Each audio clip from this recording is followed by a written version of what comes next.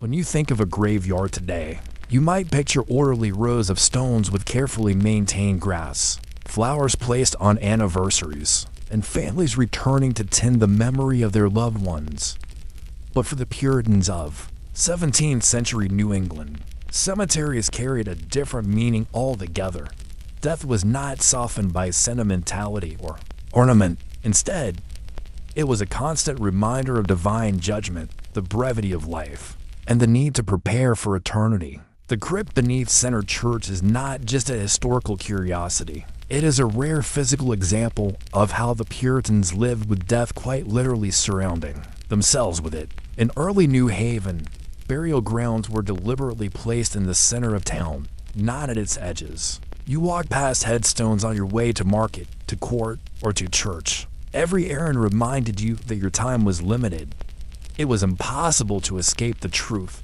You, too, would one day join the silent congregation beneath the soil the Puritan gravestones preserved in. The crypt reveal much about their worldview. Many are carved with what is known as the death, as head motif a winged skull staring back at you with hollow eyes.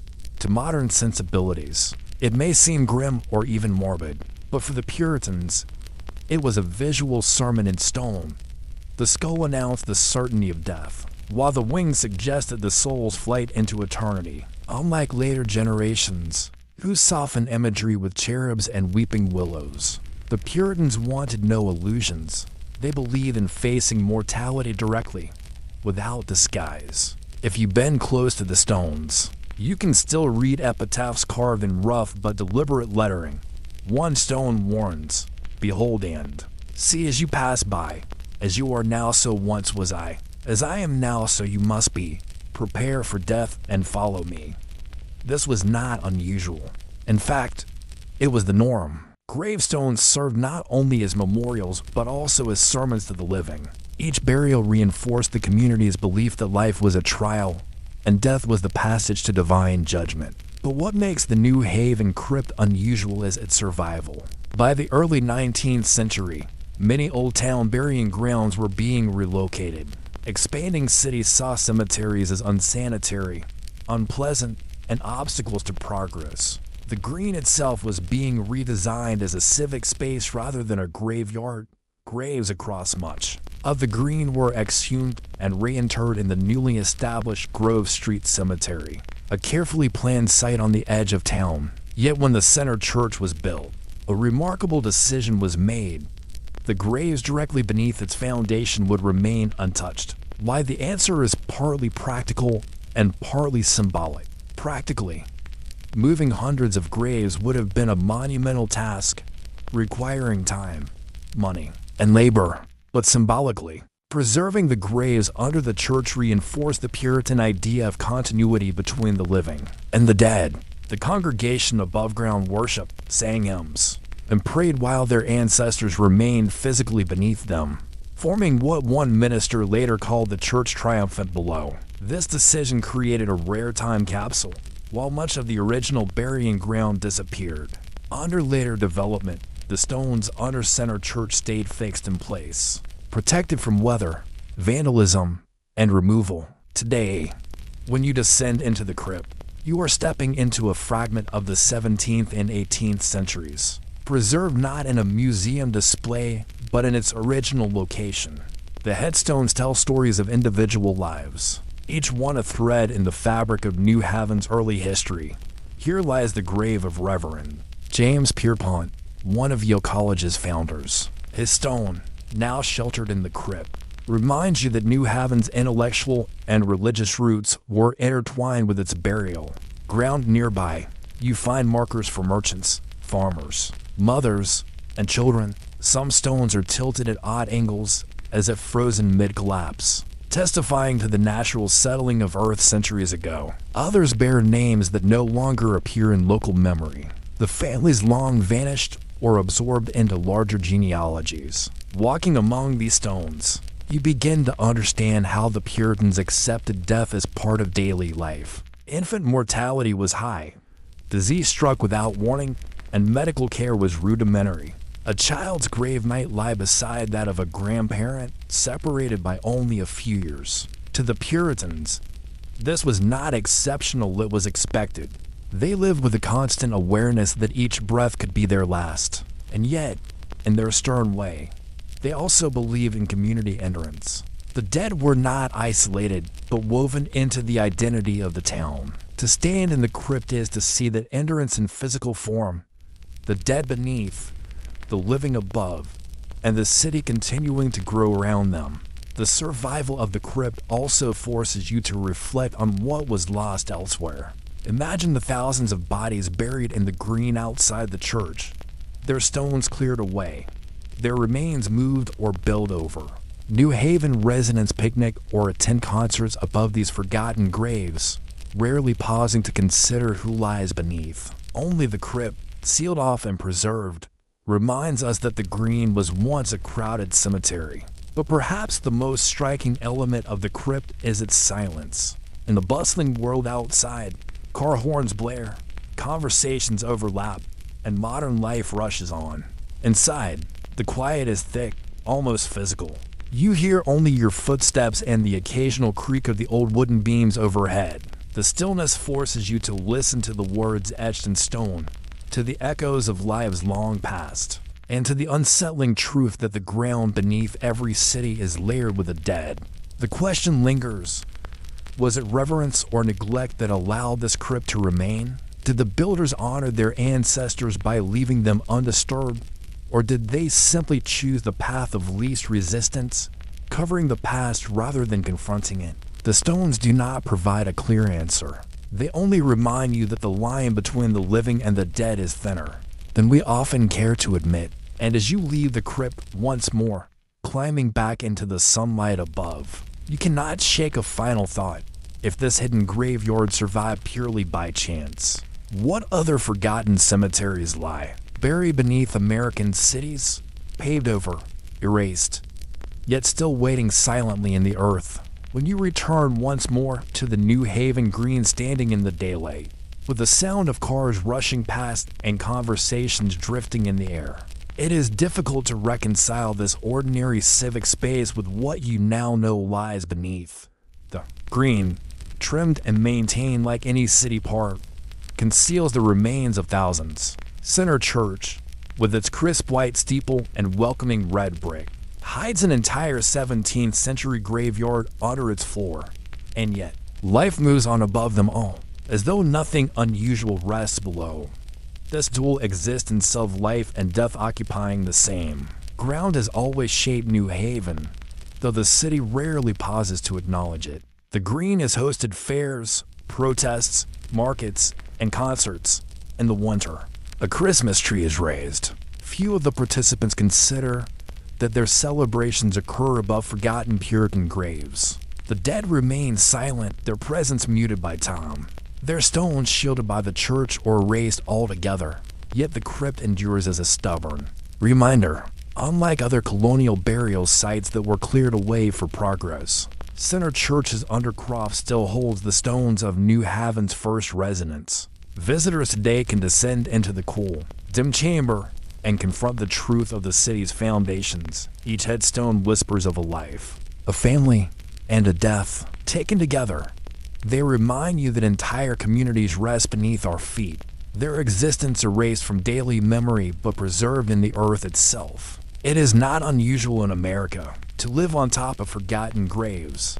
Across the country, as cities expanded and land became more valuable, burial grounds were moved, covered, or simply abandoned. Construction workers digging foundations occasionally uncover human bones, unexpected remnants of earlier generations. Highways and apartment complexes stand where churchyards once stretched. For many Americans, the presence of the dead has been erased by convenience, progress, or neglect. New Haven's crypt is unusual only because it was preserved so deliberately, albeit by accident of architecture. Still, it raises a question. What responsibility do we bear to the dead who lie beneath us, especially those we no longer remember? The Puritans who settled New Haven believed the dead remained part of the community, their stones serving as moral reminders to the living. But modern society is less comfortable with such proximity. We prefer the dead, to rest at the edges of town, in neat cemeteries bordered by fences, rather than beneath our daily paths. The crypt unsettles the preference. It insists that the boundary between past and present is not as clean as we imagine.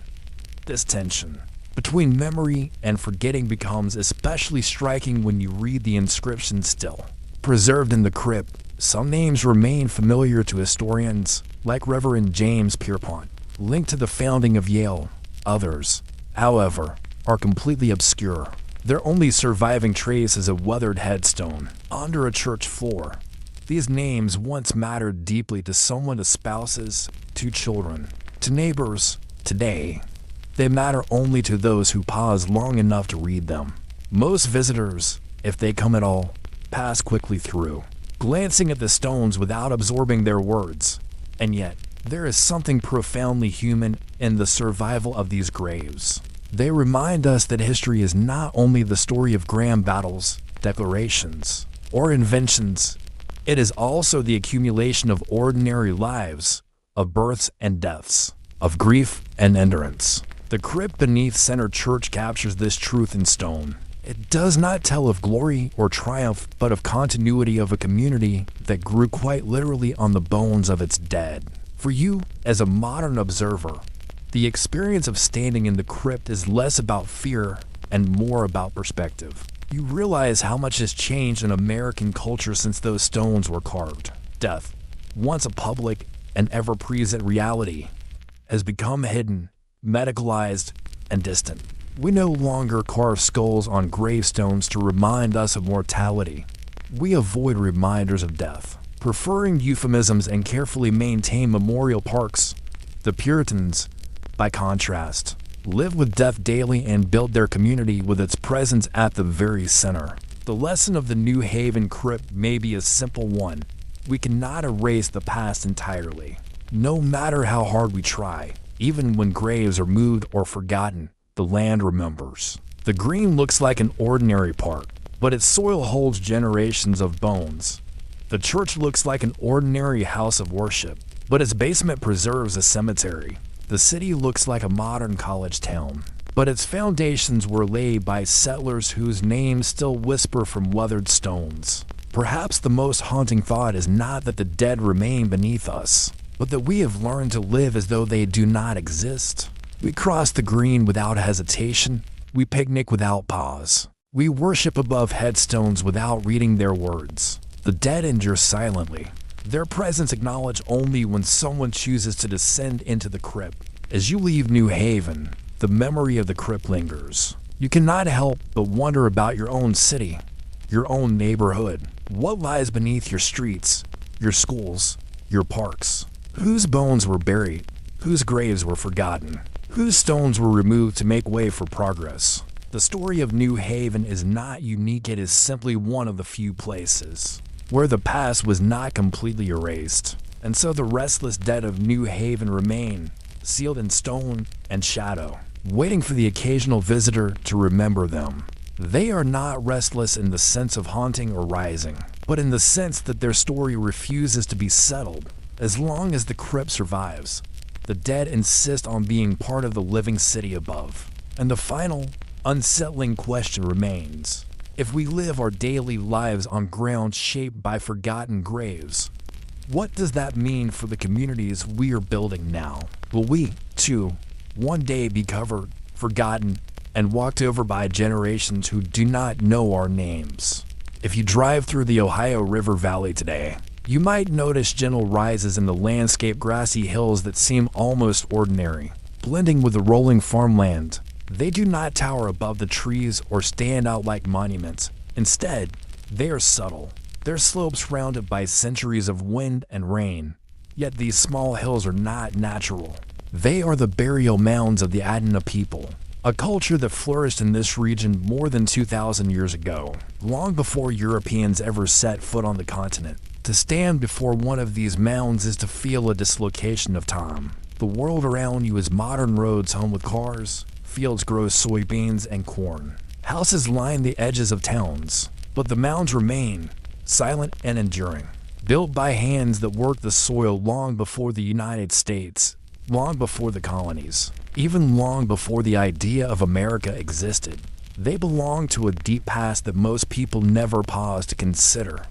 The Adena were among the earliest mound-building cultures of North America, active from around 1000 BCE to 200 CE. Their exact origins remain uncertain, but archaeologists have pieced together fragments of their story through excavation and study. What is clear is that they were not a single tribe or empire, but a network of communities linked by shared practices and beliefs. The mounds they left behind stretch across Ohio, Kentucky, West Virginia, and Indiana, marking their presence in the land as surely as stone cathedrals marked medieval Europe. The burial mounds were not haphazard piles of earth. They were carefully constructed, often over many generations. A mound might begin as a small covering over a single grave. Then, years later, as more individuals were buried, additional soil was added, layer upon layer, until the mound grew into a large and enduring feature of the landscape. Some rise more than 60 feet high and span hundreds of feet in diameter. Building them required immense communal effort, digging, carrying, and shaping earth without metal tools or draft animals. Every shovelful was moved by hand. Inside the mounds, archaeologists have found burials accompanied by artifacts, pipes carved from stone, beads made of copper and shell, ceremonial tools, and fragments of textiles. These items suggest not only reverence for the dead, but also a belief in some form of life beyond death. The Adena did not treat burial as a private family matter. It was communal, ceremonial, and infused with meaning. Each mound was both a grave and a monument, linking the living to their ancestors in a tangible, lasting way. When Europeans first encountered the mounds in the 17th and 18th centuries, they struggled to understand them. Early settlers often refused to believe that indigenous peoples could have built such structures. Instead, wild theories spread that the mounds were the work of a lost race, perhaps connected to the ancient Israelites, the builders of Stonehenge, or even survivors of Atlantis. These myths, rooted in colonial prejudice, erased indigenous history and denied the achievements of the very people whose descendants still lived nearby. It was easier for settlers to imagine vanished civilizations than to acknowledge the deep and ongoing presence of native cultures in North America. The reality, of course, is that the Adena and their descendants built these mounds with patience, purpose, and vision. They were not crude piles of earth but sacred spaces, imbued with spiritual significance. To disturb a mound was to violate the boundary between the living and the dead. Yet disturb them many settlers did throughout the 19th century. Curiosity seekers and amateur archaeologists dug into the mounds, removing artifacts for display in private collections or museums. In some cases, the mounds were simply leveled to make way for farmland or towns. The bones within were scattered or lost, their connection to living descendants ignored. Even so, many mounds remain. The Great Serpent Mound in southern Ohio, for example, winds across the earth in a vast effigy, more than 1,000 feet long, shaped like a coiled snake. While scholars still debate whether it was built by the Adena or by later cultures, it demonstrates the scale and imagination of mound builders. Other Adena mounds dot the landscape quietly, less famous but no less significant. To walk among them is to walk among graves that predate most of the world's great empires. For modern visitors, the mounds evoke a sense of unease. They do not look like graves in the European tradition, marked by headstones or mausoleums. Instead, they appear as part of the earth itself, as if the land has risen gently to hold the dead within it. Standing before them, you realize that these people did not separate themselves from the earth in death, they became part of it. The mounds are less like monuments and more like extensions of the landscape, blending memory, ritual, and soil into one enduring form. The haunting aspect of the Adena mounds lies not only in their age but in their neglect. Most Americans pass them by without recognition. Too many. They are nothing more than odd hills on the roadside. School children might learn a sentence or two about mound builders, but few are taught to see them as sacred spaces still carrying meaning for Native communities today. The mounds are present, but forgotten, haunted not by restless spirits, but by our failure to remember. And this leads to a troubling question. What does it mean for a society to live on land layered with graves it does not acknowledge? The Adena mounds remind us that America's past is deeper and older than we usually admit. Beneath highways, shopping centers, and farmland lie countless burial sites, erased or ignored. The mounds that survive act as stubborn witnesses, silent hills insisting that the dead remain part of the landscape, whether we notice them or not. As the sun sets over the Ohio Valley and the shadows stretch across the grass, a mound becomes more than a hill. It becomes a question, an echo, a presence you cannot dismiss. Who were these people? What did they believe? And why, after so many centuries, do their graves still rise from the earth, refusing to disappear? When you step back and look at an Adena mound, the first question that arises is not simply what it is, but why it exists at all. Moving earth by hand, basketful by basketful, required extraordinary labor. A mound that rises 60 feet high could represent hundreds of thousands of loads of soil carried from riverbanks, fields, or surrounding areas. Why would a community commit so much effort to raising the dead? For the Adena, burial was not merely disposal of a body, it was a ritual that tied the living to their ancestors, the earth, and the spiritual world. Archaeologists studying the mounds have discovered layers of construction that reveal a complex process. Often, a mound began with a wooden mortuary structure built to house the body of a respected individual. This structure might be filled with offerings, pipes carved from kaolinite, copper ornaments hammered into shape, beads made from freshwater pearls, and finely worked stone tools. Sometimes cremated remains were placed in clay-lined pits. Then, the entire structure was covered with soil. Years later, when another burial was added, the mound would be reopened, a new body interred, and more soil heaped on top. Over generations, a small burial house became a great earthwork, rising above the surrounding land. Each new layer marked continuity, a link between past and present, family and community, life and death. In this way, a mound was both a cemetery and a monument and ongoing work of memory. The artifacts found inside Adena mounds also reveal connections that stretch beyond the Ohio Valley. Copper ornaments came from the Great Lakes. Shell beads arrived from the Gulf of Mexico. Flint and mica were carried from hundreds of miles away. These objects suggest that the Adena were part of a vast trade network, spanning much of prehistoric North America. Burial was not only a local act, but part of a larger cultural web that tied distant peoples together. Yet, despite their significance, the mounds were not treated with reverence by the settlers who came centuries later. Too many 18th and 19th century Americans, the mounds were puzzles to be solved, obstacles to be removed, or curiosities to be collected. Farmers plowed them down to level fields. Railroad companies cut through them to lay track. Treasure hunters dug into them in search of artifacts to display in cabinets of curiosity. One striking example is the Grave Creek Mound in West Virginia, one of the largest known Adena mounds. In 1838, it was excavated by amateur archaeologists who dug tunnels into its sides.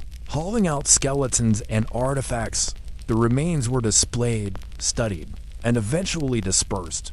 What had been a sacred burial monument for centuries became an exhibition, its meaning stripped away. The mound itself still stands, but it is hollowed, disturbed, and forever changed. This pattern repeated across the region. The Adena left behind thousands of mounds, but only a fraction remain intact today. Many were destroyed before professional archaeology existed, their contents lost to careless digging or theft. Others survive in fragments flattened, eroded, or hidden beneath modern development. To walk through Ohio today is to walk through a landscape once crowded with sacred earthworks, now reduced to scattered survivors. Even professional archaeologists, when they finally turned their attention to the mounds in the late 19th and early 20th centuries, often treated them less as sacred sites than as scientific resources. They cataloged bones, measured skulls, and classified artifacts, reducing the dead to data points in debates about ancient migration or racial origins. Few paused to consider that these were the ancestors of living native peoples. The Adena themselves were long gone, absorbed into later cultures. But their descendants among other indigenous nations still carried memories, stories, and spiritual ties to the land. For native communities, the disturbance of mounds was not a neutral scientific act, it was desecration. Each mound was a sacred site, a resting place for ancestors whose spirits deserved peace. To dig into a mound without ceremony or permission was to violate the peace, and yet, for generations, this is exactly what was done. Museums filled their cases with Adena artifacts. Stripped from graves, collectors boasted of pipes, copper bracelets, and shell beads pulled from the earth. The spiritual meaning was erased, replaced by curiosity and possession. Today, some efforts have been made to return these artifacts and remains to native communities under laws, like the Native American Graves Protection and Repatriation Act (NAGPRA). But much damage cannot be undone. Countless remains were lost, scattered, or destroyed. Entire mounds vanished, leaving behind only faint outlines and aerial photographs. The dead were disturbed, their graves broken, their resting places turned into curiosities or farmland. Still, not all was lost. The surviving mounds continue to speak even when they are silent. They tell of a people who understood the earth as sacred, who saw burial as a communal act, and who linked life to death in enduring monuments of soil. They remind us that long before America, long before Columbus, long before Europe even imagined this land, communities lived, loved, died, and buried their dead with care. And when you stand at the base of one of these mounds, you may feel a presence not of ghosts in the popular sense, but of memory. The earth itself holds the weight of generations, a gravity that demands respect. The question becomes unavoidable. What does it mean that so many of these graves were desecrated, forgotten, or erased? If a society can so easily bury its memory of the dead, what else has it chosen to forget? As the wind moves across the grass, rustling the surface of a mound, you cannot help but sense that the dead are still here, their presence folded into the earth. Their graves were broken, their bones scattered, but their memory remains, unsettling and unresolved. If you walk through the Ohio River Valley today, you might miss them. Between subdivisions, shopping centers, and farmland, a few mounds still stand, rising like grassy hills. At first glance, they appear ordinary, no different from any other rise in the earth. But once you realize what they are, the weight of history presses down. These are the remnants of the Adena people ancestors who lived and died 2,000 years ago. These mounds are not hills, they are graves. For centuries, they were treated as obstacles. Farmers leveled them for planting. Roads cut through them. Children played on them without knowing what lay inside. By the mid-19th century, Americans had already destroyed more mounds than they preserved. The Adena had no written records, and their descendants had been pushed west by colonization. The mounds became what some historians call orphan monuments, stripped of living memory and left vulnerable to exploitation. This erasure was not accidental. It reflected the broader pattern of American settlement, the taking of land, the removal of native peoples, and the reshaping of landscapes to fit European models of agriculture and town planning. To acknowledge the mounds as sacred would have been to acknowledge the humanity and sovereignty of the people who built them. Instead, settlers and amateur historians often invented myths. Some claim the mounds were built by a lost race, unrelated to Native Americans, a story that allowed them to deny the deep history of the continent's first peoples. Yet even amid destruction, some voices argued for preservation. In the late 19th century, as archaeology began to professionalize, surveys were made to record what remained. The Smithsonian Institution mapped hundreds of mounds. Local historical societies tried to protect a few prominent sites. Grave Creek Mound in West Virginia was fenced and later turned into a public park. The Miamisburg Mound in Ohio was preserved as a local landmark. These efforts saved only a fraction, but they prevented total erasure. The 20th century brought a new perspective, as Native communities asserted their rights and scholars began to reject racist myths. The Adena Mounds came to be understood not as curiosities but as heritage. Laws such as the Antiquities Act of 1906 and later NAGPRA in 1990 recognized the need to protect sacred sites and return stolen remains. Tribes with ancestral ties to mound builders such as the Shawnee and other Ohio Valley nations called for respect, remembrance, and in some cases, reburial. Still, the losses are staggering. Out of thousands of mounds once scattered across the Ohio Valley, perhaps only a few hundred remain. Many exist in fragments, eroded or plowed nearly flat. Others are hidden in forests, their outlines barely visible. The silence of these missing mounds is its own kind of haunting, a reminder of how much was destroyed before preservation ever began. And yet, the ones that survive continue to shape memory. Visitors who stand atop a preserved mound often describe a feeling of quiet awe. There is no grandeur, no towering stone like a European cathedral, no inscriptions carved in marble. There is only earth soil shaped into form, heavy with time. But that simplicity is part of the power. A mound endures not because of stone, but because of meaning. It holds the memory of a community that saw the dead as worthy of monumental labor. The Adena themselves left no written testimony. Their voices come to us only through the material record pipes, ornaments, and skeletal remains. But those remnants tell us enough to glimpse a worldview. In that worldview, death was not separation, but connection. Ancestors were not gone but present, their spirits folded into the earth. Burial was not the end of life but the beginning of memory. For modern Americans, the mounds pose a question. What does it mean to live on land filled with forgotten graves? What responsibility do we bear toward ancestors who are not our own? The easy response is to treat the mounds as artifacts, objects of science or tourism. But that misses the deeper challenge. These are sacred sites. To stand on a mound is to stand on the work of human hands, on centuries of remembrance. It is to stand, quite literally, on memory. In recent decades, some efforts have been made to restore the memory. Ceremonies led by Native communities have been held at certain mounds. Educational programs seek to teach children not just about artifacts, but about the people who built them. Archaeologists now work with tribal nations, recognizing them not as subjects of study, but as partners in stewardship.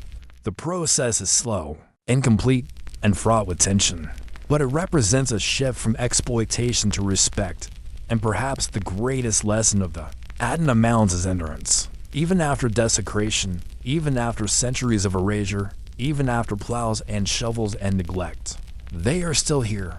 They rise above the fields, grassy and silent, reminders that memory cannot be wholly destroyed.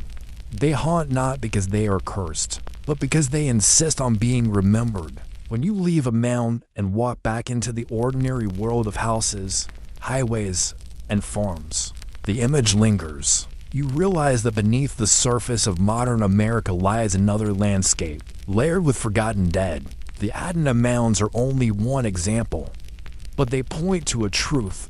This land is filled with graves, many unmarked, many erased. The silence of those graves is not empty, it speaks. And as you consider that silence, you are left.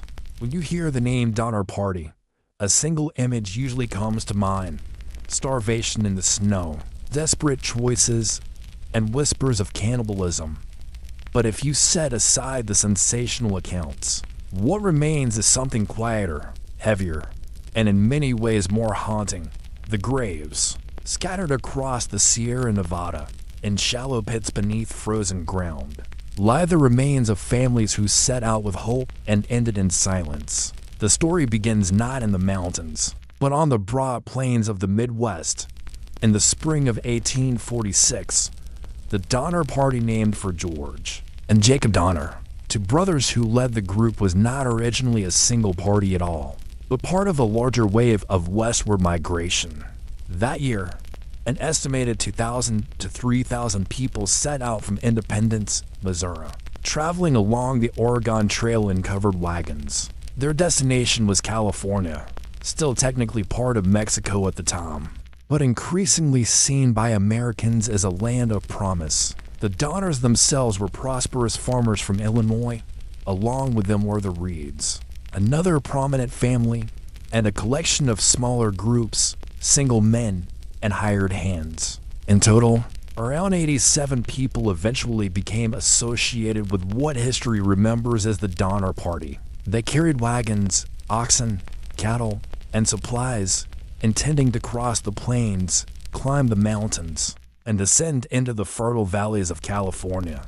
At first, their journey looked no different from the thousands of other wagon trains that had come before. They endured the long monotony of prairie travel, thus rising in clouds, rivers crossed by fording or ferry, and endless days of walking beside creaking wagons. They shared meals cooked over open fires, sang songs to keep spirits alive, and marked the miles with quiet determination. To migrate west was to uproot your life entirely. You left behind graves, farms, and towns, knowing you might never see them again. Every mile west was a gamble, but also a hope for renewal.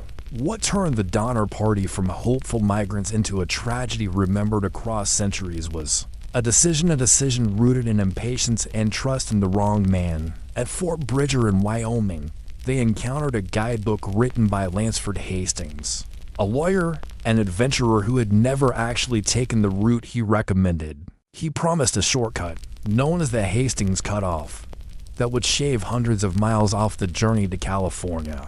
Hastings had a dream of filling California with American settlers, and he advertised his route as the key to success. The shortcut appealed to many in the Donner Party, but it was a trap. Instead of saving time, it forced them through deserts and mountains ill-suited for wagons, costing precious weeks. By the time they reached the Sierra Nevada in late October, snow had already begun to fall. What should have been a passable mountain crossing became a prison of snowdrifts, trapping them near present-day Donner Lake. The graves began early. Oxen weakened by starvation collapsed, their carcasses feeding both wolves and desperate families. Children sickened. Adults who tried to walk out of the mountains froze. In some cases, burials were impossible. The ground was frozen solid, and the snow lay in layers several feet deep. Bodies were left in crude shelters, or covered with branches, or simply abandoned. For the survivors, death became part of the landscape.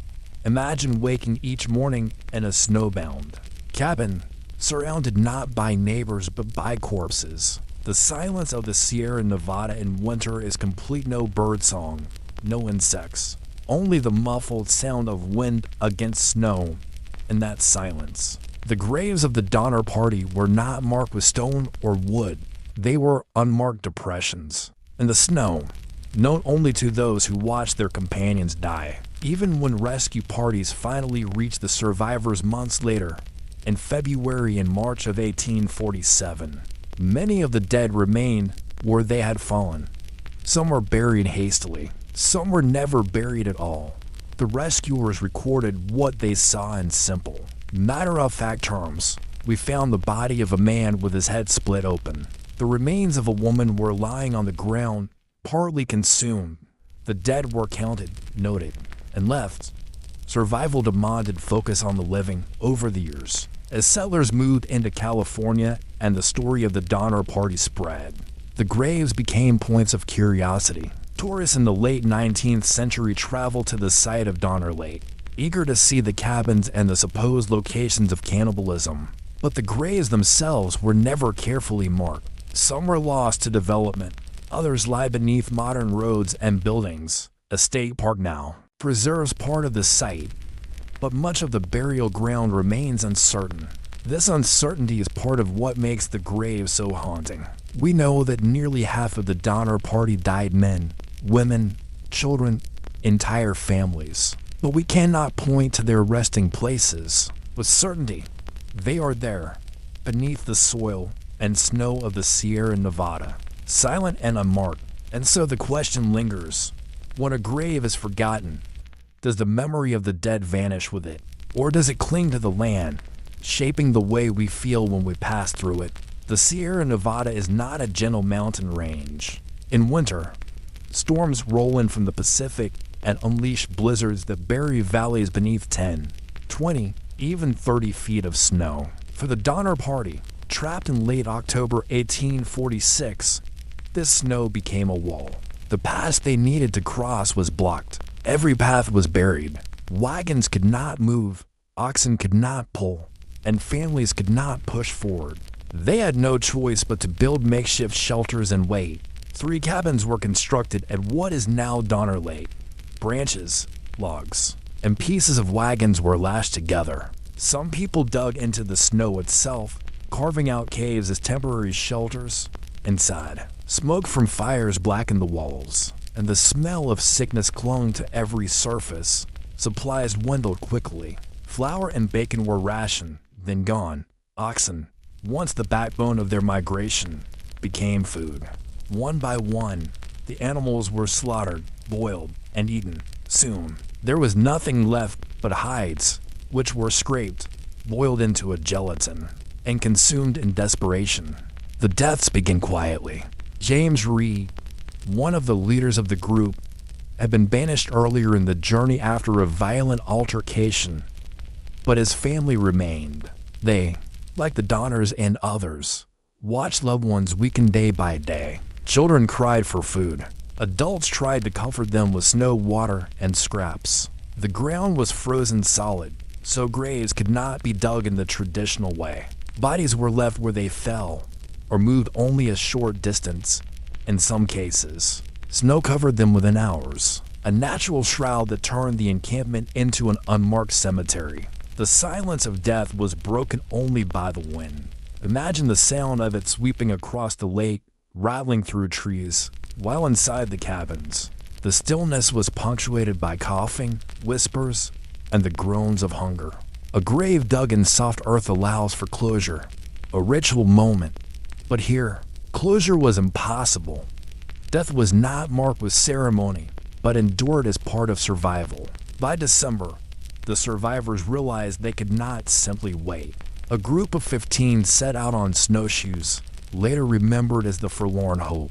Their plan was to cross the mountains, reach settlements, and bring back help. They carried little food, only scraps of dried meat, for days. They trudged through snow so deep that each step was an act of exhaustion. When their provisions were gone, they faced a choice. It is here that the most infamous part of the Donner story enters history: cannibalism. Some in the Forlorn Hope refused, trying instead to survive on pine needles, leather, or nothing at all. Others gave in, consuming the flesh of those who had died along the way. These decisions were not made lightly.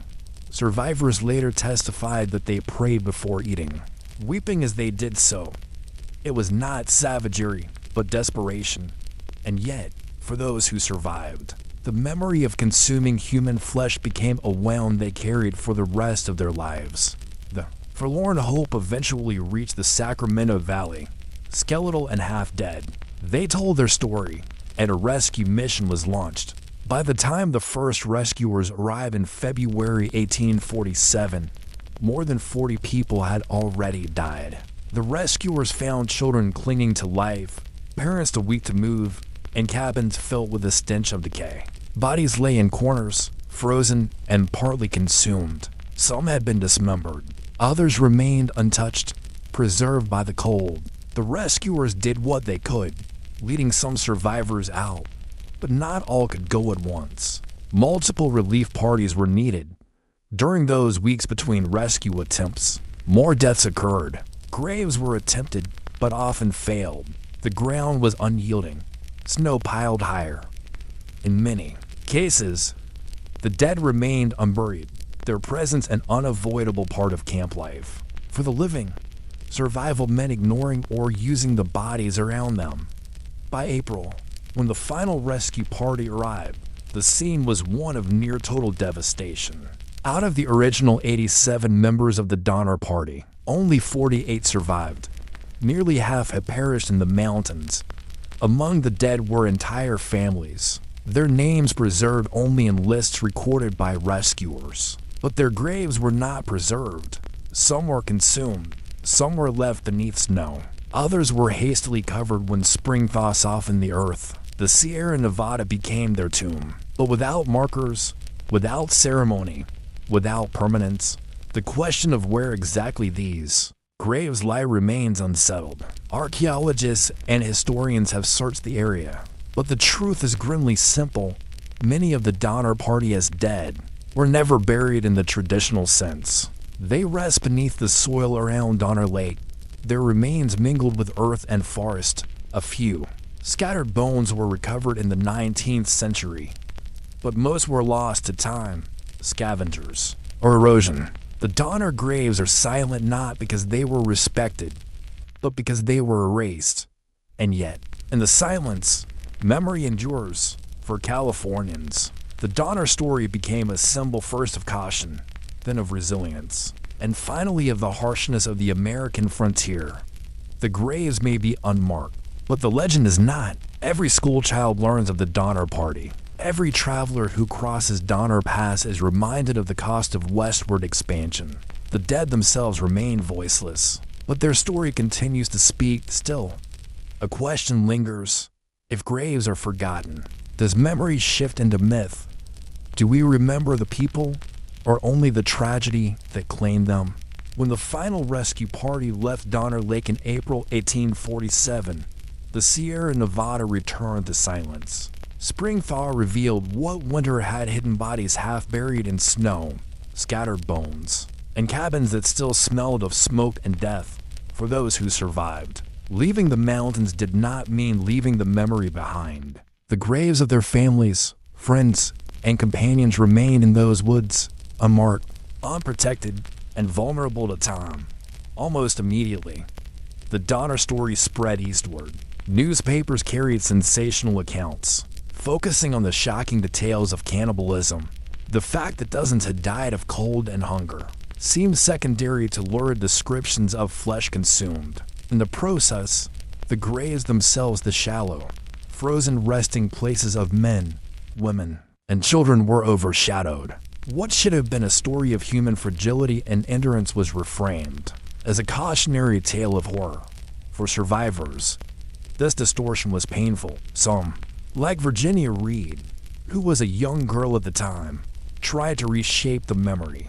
Years later, she wrote a letter to a friend, insisting that the tragedy was not about cannibalism, but about faith and survival. She begged her friend to never take no cutoffs and hurry along as fast as you can, turning her family's suffering into a lesson for future travelers. But however survivors tried to tell it, the graves remained the silent witnesses, invisible and unresolved. By the late 19th century, the Donner Pass had become a key route for railroads, and later for highways. Travelers passed daily over the same ridges where the party had perished. Tourists began to visit the area, curious to see where the tragedy unfolded. Some even dug for bones, treating the dead as curiosities. The makeshift graves were disturbed again and again, their dignity lost in the face of fascination. In 1891, a granite monument was proposed, but it would take decades before one was built.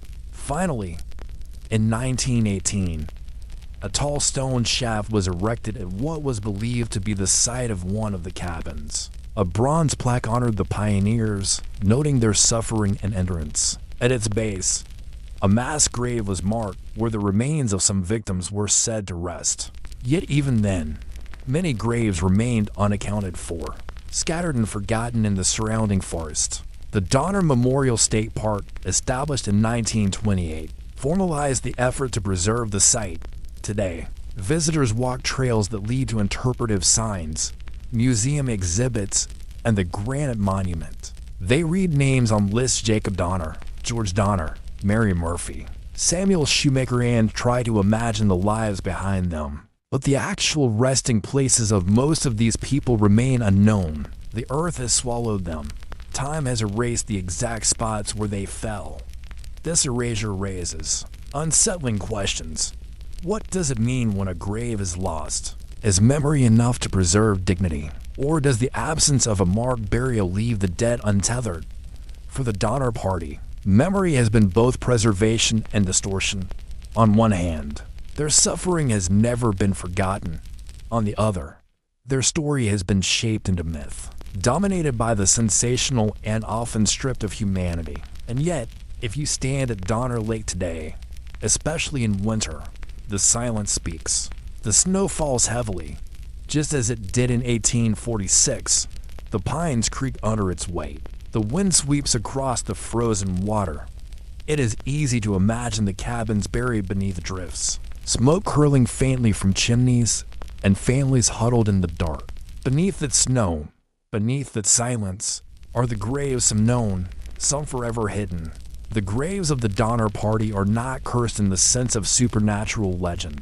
They are cursed because they remind us of what happens when ambition collides with unpreparedness, when human hope is shattered by indifference of nature. They are cursed because they were denied dignity first by the frozen ground that refused to yield to spades, then by the hunger that forced survivors into choices they could never forget, and finally by the curiosity of later generations who disturbed what little peace remained.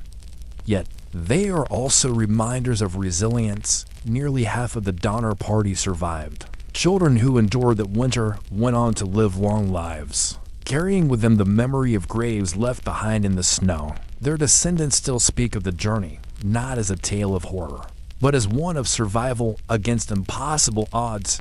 In the end, the graves of the Donner Party haunt us because they are both visible and invisible. We know they exist, scattered across the Sierra Nevada, but we cannot point to them with certainty. They are there, unmarked, unquiet, but present in every retelling. And in that sense, perhaps they are not lost at all. Memory, however flawed, keeps them alive. So when you drive across Donner Pass or pause at the edge of the lake, consider the silence. Beneath your feet, somewhere beneath the soil and snow, lie the remains of men, women, and children who dreamed of California and found only the cold. Their graves are not forgotten, not entirely. They remain, silent but insistent, asking not for pity, but for remembrance. And the question lingers, as it does with so many of America's forgotten dead.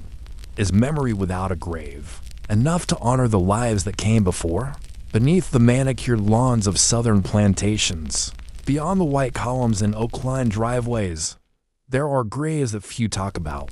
They are not marked with headstones or marble angels. Instead, they are shallow mounds, sunken depressions, or patches of earth where nothing grows quite right. These are the burial grounds of enslaved men, women, and children, thousands upon thousands of them laid to rest without markers, without records, and too often, without dignity. For much of American history, these burial sites were deliberately hidden or neglected.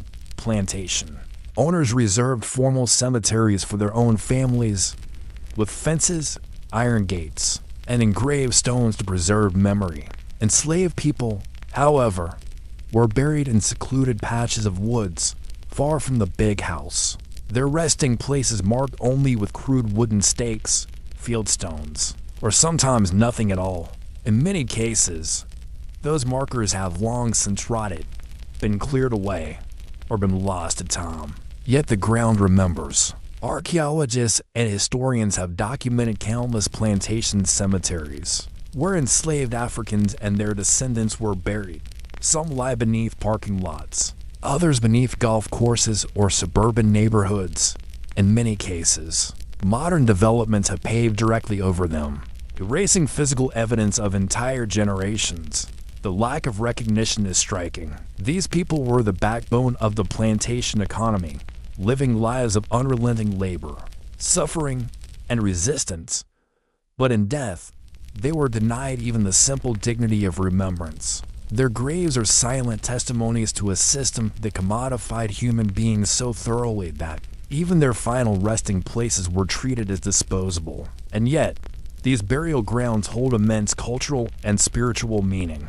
Descendants often describe them as sacred ground, places where ancestors remain present. Oral histories tell of families sneaking into woods to tend graves by moonlight, placing seashells, bottles, or personal items as markers. Even when enslaved people had little power over their lives, they carved out meaning in death, asserting humanity against the dehumanizing machinery of slavery. Today, many of these sites are being rediscovered, sometimes by accident construction crews unearthing bones in unmarked fields, sometimes through deliberate research archaeologists, and descendants piecing together fragments of records, oral traditions, and ground-penetrating radar scans. Each rediscovery forces a reckoning. Whose history has been preserved and whose has been buried? The hidden burial grounds of enslaved people are not just about the past. They are about memory, justice, and the uncomfortable truths that lie just beneath the surface of American soil. Every sunken grave and every unmarked patch of earth is a reminder that history is not always carved in stone. It is often hidden, waiting to be remembered. Imagine a construction crew breaking ground for a new housing development. The bulldozers move earth with efficiency, cutting through roots and soil, until something unexpected appears: bones. At first, they may not even be recognized for what they are. But as more remains surface, it becomes clear this is not just ordinary land. It is a burial ground. This has happened many times in the American South, in states like Virginia, South Carolina, Georgia, and Louisiana. Unmarked slave cemeteries have been unearthed during construction projects. Sometimes the discovery halts everything.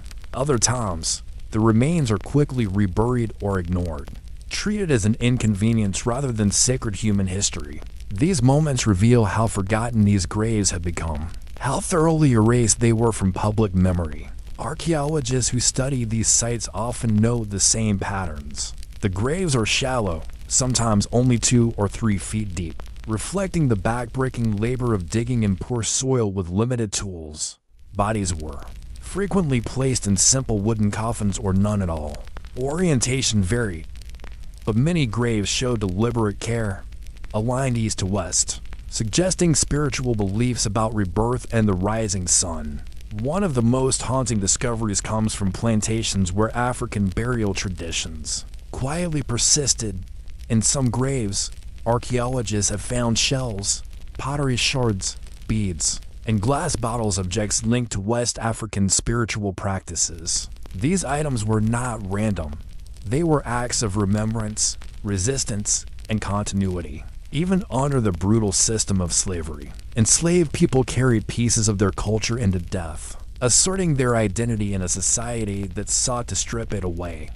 Rediscoveries have sparked painful conversations about ownership and memory. At times, descendants of enslaved people demand recognition and preservation of these cemeteries, while developers or landowners push to move forward with projects.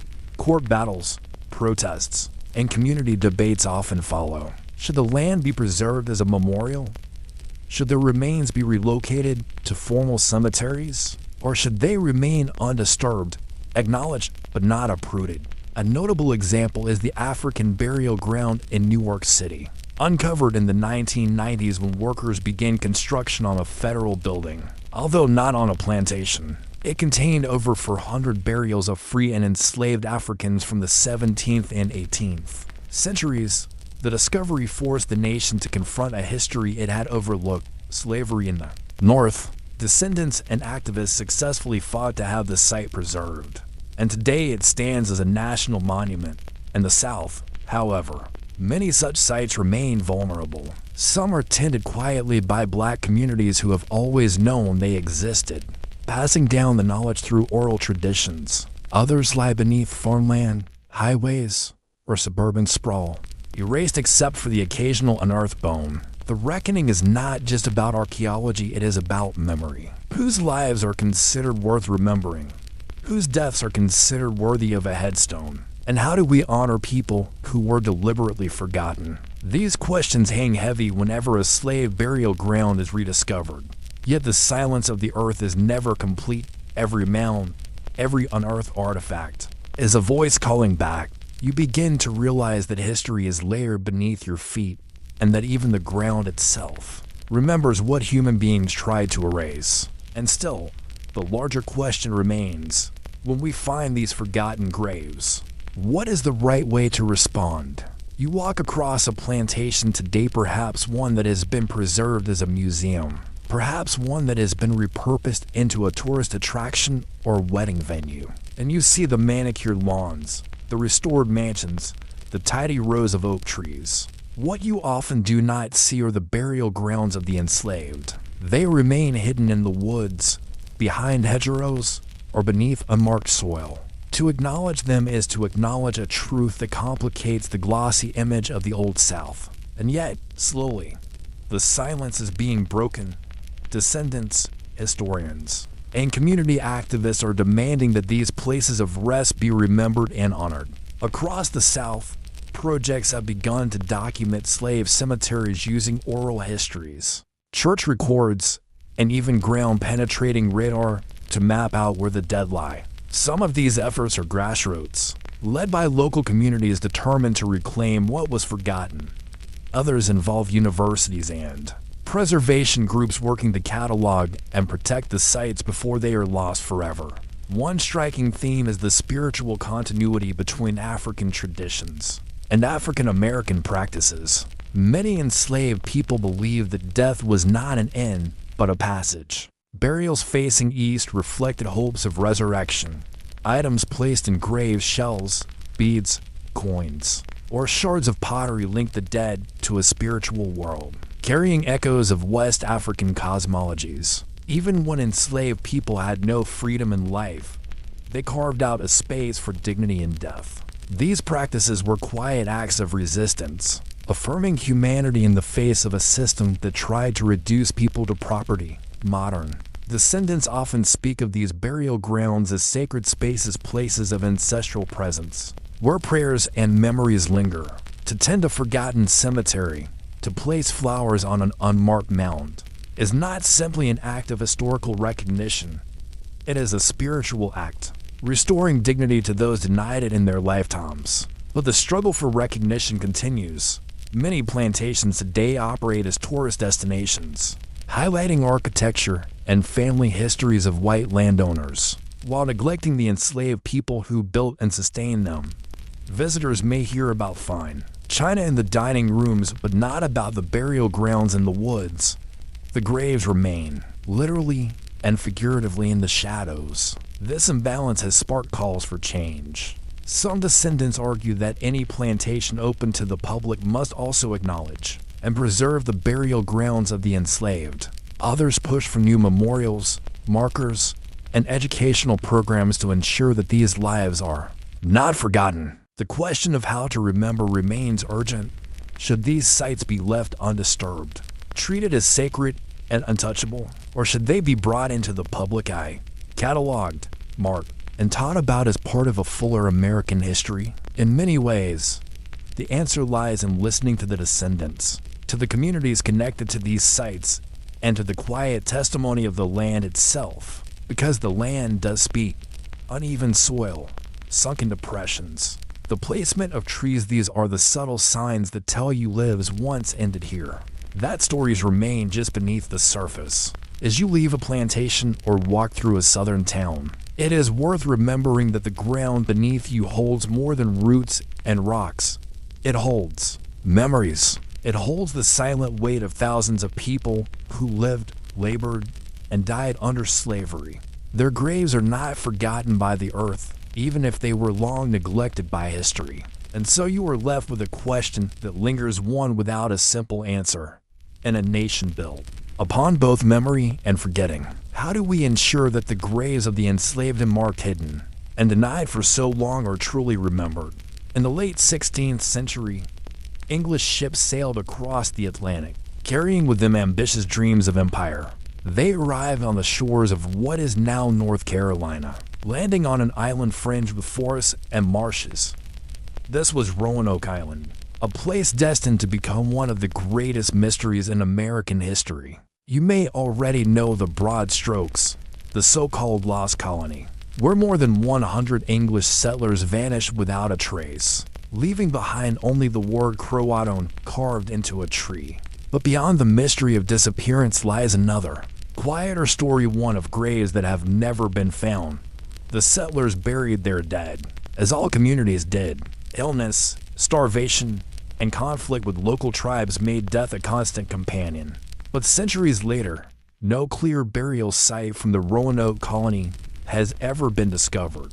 Archaeologists have combed the island, studying soil layers, scanning with radar, and analyzing artifacts. They have uncovered tools, shards of pottery, and faint traces of habitation. But graves, the most human evidence of all, remain elusive. What happened to the bodies of those who died at Roanoke? Some believe the graves were shallow, dug quickly into sandy soil that eroded over time. Others suggest that survivors, fleeing starvation, carried their dead with them to other settlements or buried them in unmarked places, beyond the reach of archaeologists. Still others argue that the absence of graves hints at violent mass deaths unrecorded, remains hidden or destroyed. The lack of graves transforms Roanoke's story from one of disappearance to one of erasure. A colony existed here, with men, women, and children who lived, worked, and dreamed of building new lives. Yet their physical remains are absent, leaving only questions. Where did they go? What became of the settlers who died before the colony itself vanished? And why has the island yielded so little evidence of their resting places? Standing on Roanoke today, you see a landscape both ordinary and haunted. Trees rise where wooden houses once stood. Marsh grasses whisper in the wind. Tourists come for the legend, the mystery of a vanished colony. Few pause to consider the unmarked graves that must exist somewhere, hidden beneath centuries of soil and silence. This absence raises an unsettling thought. Perhaps the story of Roanoke is not just about a colony lost, but about the very people who died there being denied remembrance. To vanish in life is one thing. To vanish in death is another, far more complete form of erasure. And so the mystery deepens. The graves remain hidden, the colony unaccounted for. The question lingers in your mind as the sun sets over the island. If we cannot even find where they buried their dead, how can we ever hope to solve the riddle of the lost colony? The absence of graves on Roanoke Island has puzzled historians for centuries. You might assume that by now, with all our technology, something so basic as burial sites would have been uncovered. Yet the ground remains stubbornly silent. Archaeologists have tried almost everything. They've dug test pits, carefully sifting soil in search of bone fragments or coffin nails. They've used ground-penetrating radar to skim beneath the surface for signs of disturbances in the earth pits that might mark old graves. They've analyzed pollen, seeds, and even chemical traces in the soil, hoping to detect human remains. And still, Roanoke refuses to give up its dead. Theories abound. Some argue that the sandy soil of the Outer Banks is too unstable to preserve graves. Over centuries, storms, flooding, and erosion may have washed away entire burial grounds. Others believe that the colonists, aware of hostile eyes watching them, buried their dead in secret in shallow pits far from the settlement. A marked cemetery would have been a vulnerability, a signal of weakness in a harsh land where survival was uncertain. There are also accounts drawn from English reports and native oral traditions of violence. The colonists were not always welcome. Tensions with the Secaucus and other Algonquian-speaking peoples sometimes flared into conflict. If settlers were killed in clashes, their bodies might not have been buried at all, or they might have been placed in locations the English would never have chosen. In such cases, the graves would not simply be missing, they would never have been where we expect them to be. Modern searches have pushed beyond the island itself. Some evidence suggests that survivors left Roanoke and moved inland, possibly assimilating into native communities. If true, then their dead may lie hundreds of miles away, in graves unrecognized as English. Archaeologists studying native sites in the Carolinas occasionally find European artifacts, iron tools, beads, fragments of armor, objects that hint at contact and perhaps at intermingled lives. If colonists were buried in native villages, their graves would not stand out as foreign. They would be absorbed into a different cultural landscape. The mystery has taken on a cultural life of its own. Writers and storytellers imagine the colonists disappearing into the wilderness, their graves scattered like whispers in the forest. Some see the missing burials as symbolic, the colony itself erased not only from history, but from the very soil. Others view the absence more pragmatically. Shallow graves simply vanished under centuries of shifting sands and rising seas. Yet the search continues, because the discovery of even a single grave could transform the story.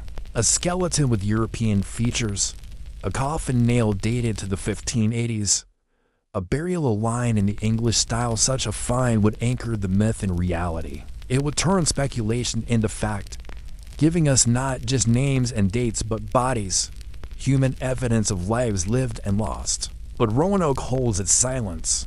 Tourists still visit, historians still debate, and archaeologists still return with shovels and scanners. Year after year, the soil is tested, disturbed, studied, but no graves emerge. And this silence raises a deeper question. Is it possible that the absence itself is the story? That what matters is not the graves we cannot find, but the way their absence forces us to confront the fragility of memory? When you think of Roanoke Island today, you don't think of a cemetery. You think of a mystery of vanished colony, a single carved word on a tree, and centuries of speculation. The missing graves are part of what keeps the story alive. They leave questions unanswered, forcing us to imagine rather than to know. But the absence of graves is more than a historical curiosity. It speaks to the fragility of memory, the way entire lives can be erased when no one tends their resting places. For the settlers of Roanoke, death was inevitable. Disease, hunger, and conflict shadowed them from the moment they arrived. Yet their final resting places, wherever they may be, slipped from the record of history. In that silence, they became not just lost colonists, but lost ancestors without stones, without markers, without remembrance. You can stand on the island now and feel the weight of that absence. The trees whisper in the wind, the soil shifts underfoot, and you realize that the land itself has swallowed the evidence. For native communities who lived here long before the English arrived, this erasure may seem fitting. The colonists came as intruders, yet in death they were absorbed into a land they could not tame. The graves, if they remain at all, are hidden, scattered, unrecognizable for modern Americans. Though, Roanoke's missing graves have become part of a national myth. The lost colony is taught in classrooms, dramatized in television shows, and memorialized in outdoor plays. The absence of physical remains keeps the story open-ended, inviting speculation. Were they massacred? Did they assimilate into native tribes? Did storms claim their lives and their graves together? Every theory is possible because the dead left no visible trace. This makes Roanoke unlike Jamestown, where skeletons and graveyards reveal the harsh realities of colonial life. Roanoke, by contrast, is defined by absence. That absence, in turn, becomes a mirror, reflecting the questions we ask about identity, survival, and the cost of colonial ambition. The graves, or lack of them, also raise uncomfortable truths about how we value lives in history. We want tangible remains to anchor our stories. But what does it mean when the evidence is gone? Does the absence of graves make the settlers less real, less human? Or does it force us to confront history as fragile, built on fragments that can vanish as easily as sand washing into the sea? In the end, Roanoke remains both a place and a symbol. It is a real island with real history, but it is also a story about loss of a colony, loss of memory, loss of the dead themselves. To walk its soil is to walk over silence, knowing that somewhere beneath your feet lie the answers, but that time and nature have hidden them beyond reach. And so the story lingers, unresolved. The settlers vanished in life, and they vanished in death, leaving behind only questions. Perhaps that is why Roanoke endures. It is not a mystery waiting to be solved, but a reminder that sometimes history itself disappears, and all we can do is wonder, what does it mean when the dead leave no graves at all? Philadelphia, one of the birthplaces of American independence, is a city layered with history. Tourists walk cobblestone streets to see Independence Hall, the Liberty Bell, and Benjamin Franklin's grave. Yet beneath those same streets lie stories that most people never hear, stories not of liberty, but of disease, desperation, and death. In the late 18th century, Philadelphia was the largest city in the United States. It was also its capital, a bustling hub of trade, politics, and culture. But cities of that era carry hidden dangers. Poor sanitation, stagnant water, and crowded living conditions created fertile ground for outbreaks. And when epidemics struck, the city's infrastructure could not cope. The worst came in 1793, when yellow fever swept through Philadelphia with terrifying speed. The summer was hot and humid, and mosquitoes bred in standing water across the city. People began to fall ill with fevers, chills, and jaundice that turned their skin a sickly yellow. Within days, victims were vomiting blood, racked by seizures, and dying in agony. The mortality rate was staggering. Nearly 5,000 people, about 10% of the city's population, died in just a few months. Ordinary burial grounds quickly overflowed. Churchyards filled with coffins stacked in shallow layers. Gravediggers worked without rest, sometimes too sick or too afraid to continue their labor. The city was overwhelmed, and officials had to make grim choices. They dug mass graves. These were not carefully arranged cemeteries with neat headstones and mourners gathered in prayer. They were long pits, trenches carved into the soil, where bodies were laid side by side, layer upon layer, and hastily covered with dirt. Some pits held dozens, others hundreds. The goal was not remembrance, it was containment. The dead had to be buried quickly, for fear that their bodies might spread more disease. Over time, the memory of these pits faded. Buildings rose, roads were laid, neighborhoods expanded. The city grew over its own dead. Today, beneath parking lots, playgrounds, and sidewalks, the bones of epidemic victims still rest. Occasionally, they resurface. Construction crews dig foundations and find skeletal remains, sending archaeologists scrambling to document what lies beneath. Standing in modern Philadelphia, it's easy to forget that the city itself is built on layers of crisis and mortality. The plague, that are invisible, unmarked, unacknowledged in the daily rhythm of urban life. Yet they remain silent reminders of how fragile life once was, and how quickly entire communities could be undone by forces they barely understood. And this leads to a haunting thought. When you walk through Philadelphia today, how many steps do you take over forgotten graves? When yellow fever struck Philadelphia in 1793, the city was unprepared. No one knew what caused the disease. Some blamed bad air. Others thought it spread through dirty clothing or direct contact. In truth, mosquitoes were the culprit, but that knowledge was still more than a century away. What people saw instead was a city unraveling in fear. The wealthier residents fled first. Carriages rolled out of town, carrying families into the countryside where they hoped to escape the bad air.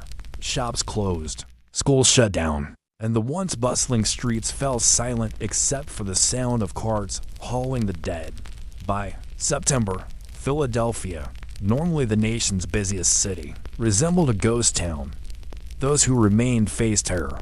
Neighbors abandoned each other at the first sign of fever. Family members left the sick to die alone, afraid to touch or even approach them. Bodies were found lying in the streets, left where they had fallen because no one dared move them. The air grew thick with the stench of decay.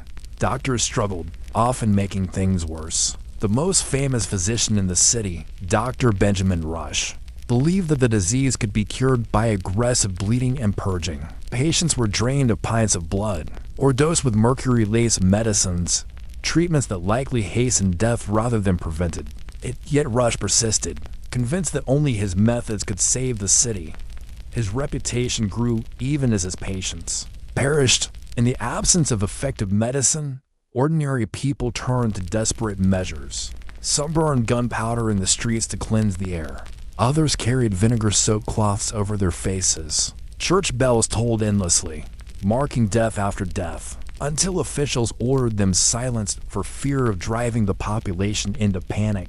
Amid the chaos, one group stood out: Free Black Philadelphians. At Rush's urging, many volunteered to care for the sick and bury the dead. Under the mistaken belief that black people were immune to yellow fever, they risked their lives in service to the city, and many died as a result. Their contributions were heroic, yet later, cruelly. They were accused of profiteering by white critics who ignored the sacrifices they had made. As the weeks dragged on, the plague pits filled.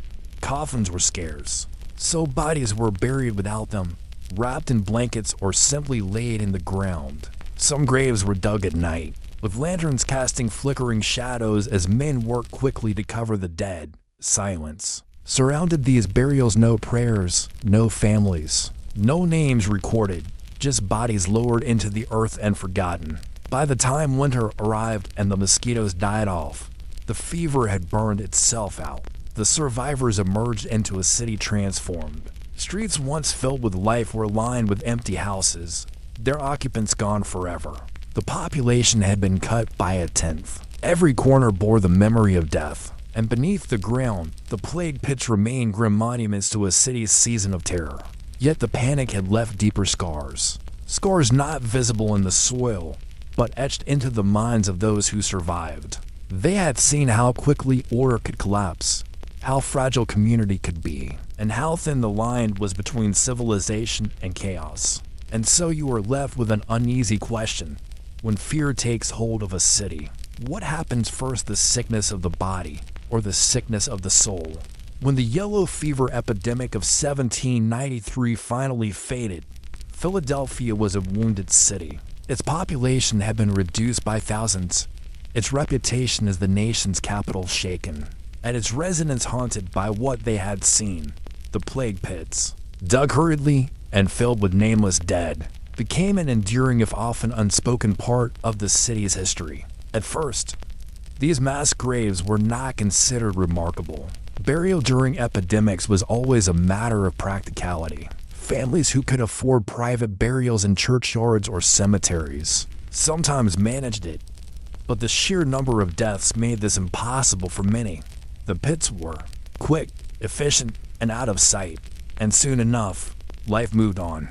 By the early 1800s, Philadelphia was rebuilding its confidence, commerce returned, politics resumed, and residents tried to forget the months when death had ruled the streets. But the dead, of course, had not vanished. They remained beneath the soil, beneath the cobblestones, beneath the foundations of new buildings that rose over old ground. For generations, people walked over them without realizing. Schools, markets, and houses were constructed above the forgotten pits. In some cases, human remains resurfaced decades later.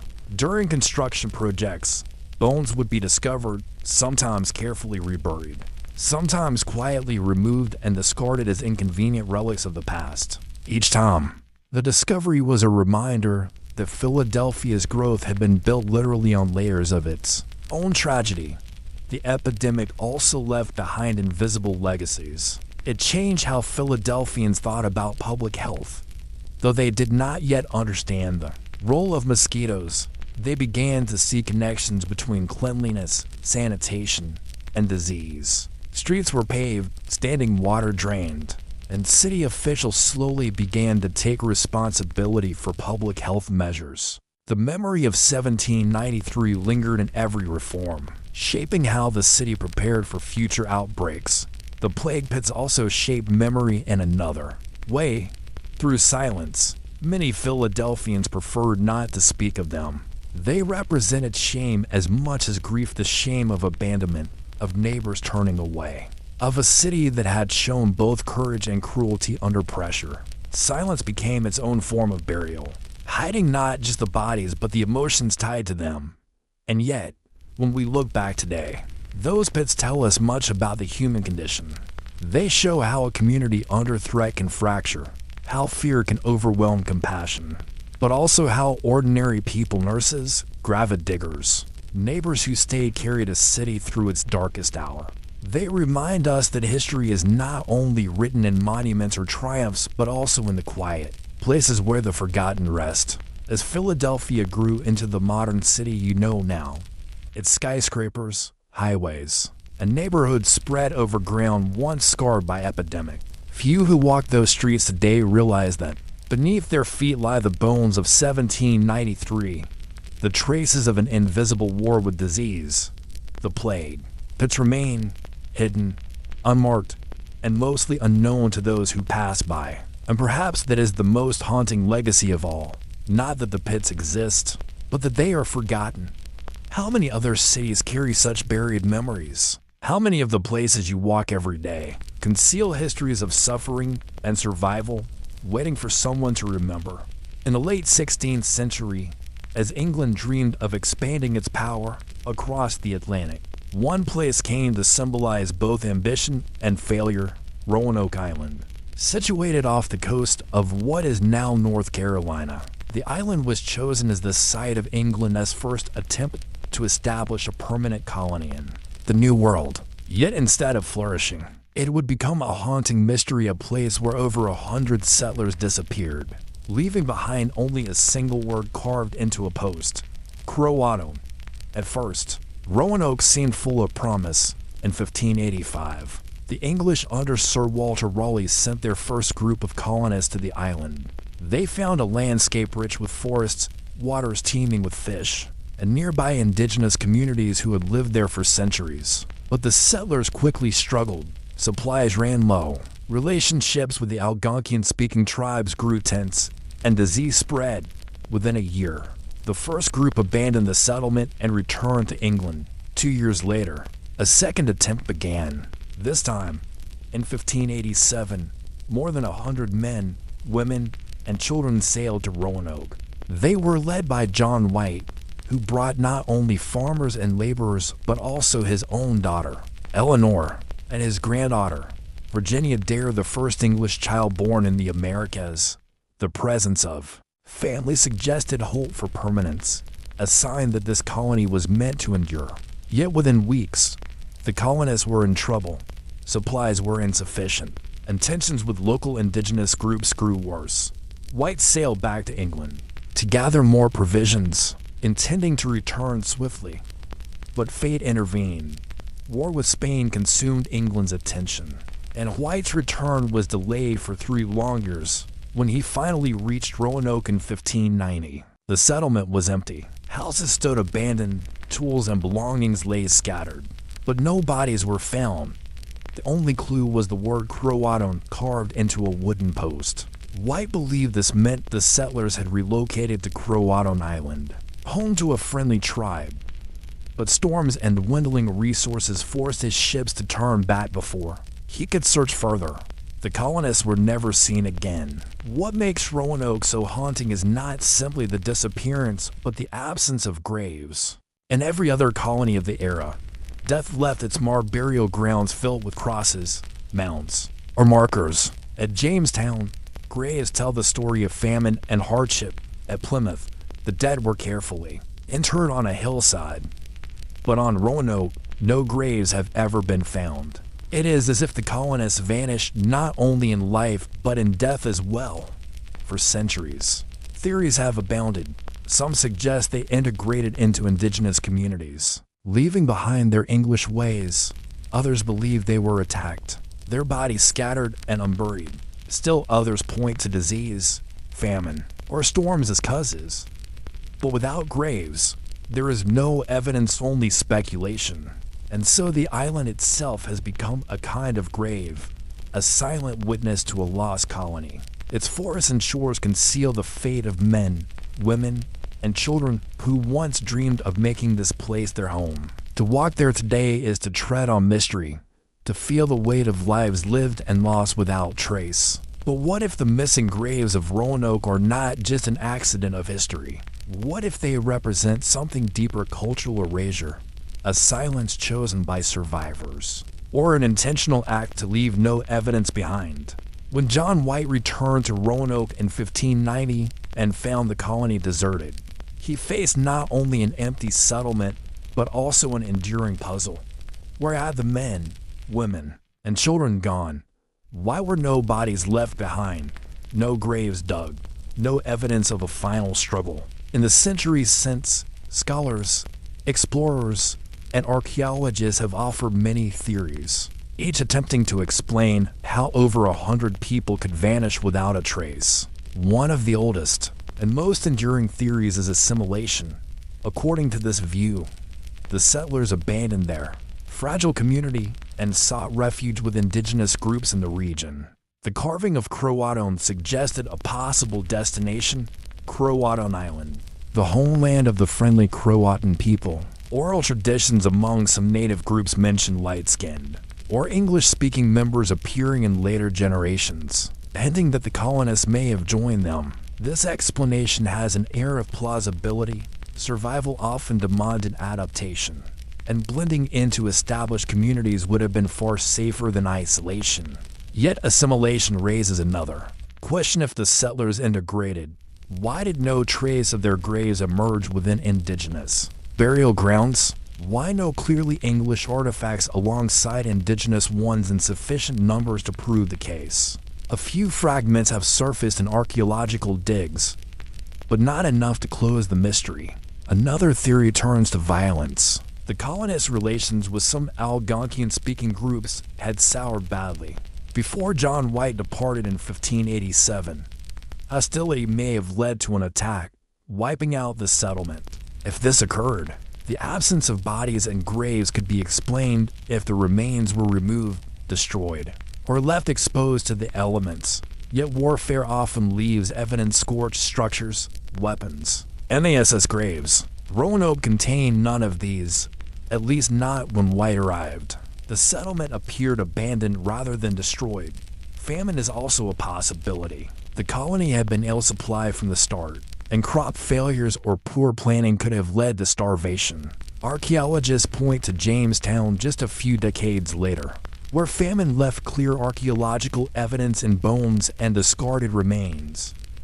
But again, Roanoke offers nothing comparable. If hunger claimed the colonists, where are their bodies? Disease rounds out the list of primary theories. Epidemics were devastating in early colonial settlements, spreading quickly in confined conditions. A sudden outbreak could have reduced the colony to chaos, forcing survivors to scatter or seek aid elsewhere. But here, too, the silence of the soil remains striking. Diseases always leave behind graves. They do not erase them. In recent years, archaeologists have uncovered scattered clues: a fragment of a slate tablet, a piece of armor. Pottery shards all suggest movement and dispersal. Some finds point to the interior of North Carolina, where colonists may have traveled inland. Others hint at settlements absorbed into tribal communities. Still, the material is frustratingly sparse. None of it proves a final answer. Perhaps the most haunting idea is that the mystery itself has been shaped by time and erasure. Graves may once have existed, but were swallowed by the environment, washed away by tides, overgrown by forests, or destroyed by centuries of storms. Or perhaps graves were intentionally hidden, unmarked, and blended into indigenous customs, making them invisible to later European eyes. In this interpretation, the missing graves are not a failure of history, but a deliberate act of survival.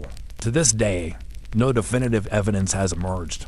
Roanoke remains an unfinished story, a blank chapter where the ending has been torn out. It continues to capture the imagination because it offers no closure, only possibilities. And so you are left to wonder, is the mystery of Roanoke truly about disappearance? Or is it about our need for certainty in a past that refuses to give it? The story of Roanoke is less about what happened in 1590 than about what has been imagined ever since. The disappearance of over 100 settlers, men, women, and children left a silence that generations have tried to fill. That silence, the absence of graves and the lack of closure, gave the colony a second life in folklore, literature, and national identity. For the English of the 17th century, Roanoke was a cautionary tale, It showed how fragile colonization could be, how quickly dreams of empire might collapse under hunger, disease, or conflict. Yet it did not end England's ambitions. Instead, the lesson of Roanoke pushed planners to be more cautious. When Jamestown was founded in 1607, its leaders were mindful of the dangers their predecessors had faced. Roanoke, the lost, shaped the survival strategies of later colonies. In the centuries that followed, the story transformed. By the 19th century, Roanoke was retold not only as a historical puzzle, but as a kind of American legend. Writers imagined the colonists absorbed into native tribes, their descendants carrying English features in a new world. Others spun tales of massacre or betrayal, layering drama onto absence. The word Croatoan became a symbol of enigma, appearing in novels, poems, and even ghost stories.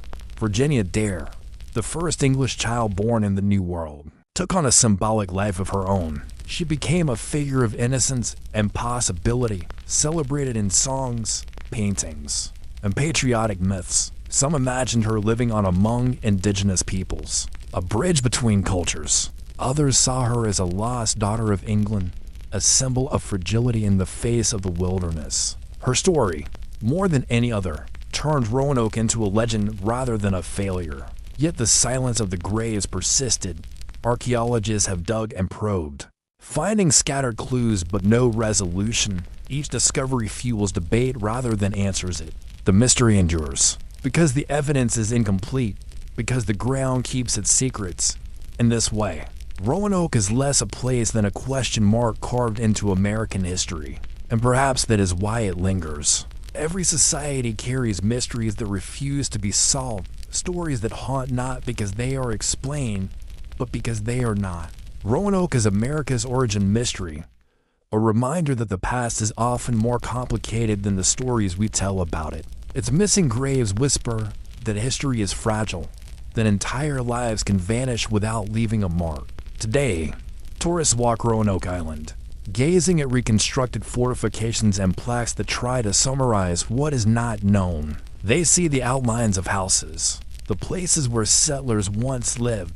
They read the word Croatoan and feel the pull of absence. But the island offers no answers.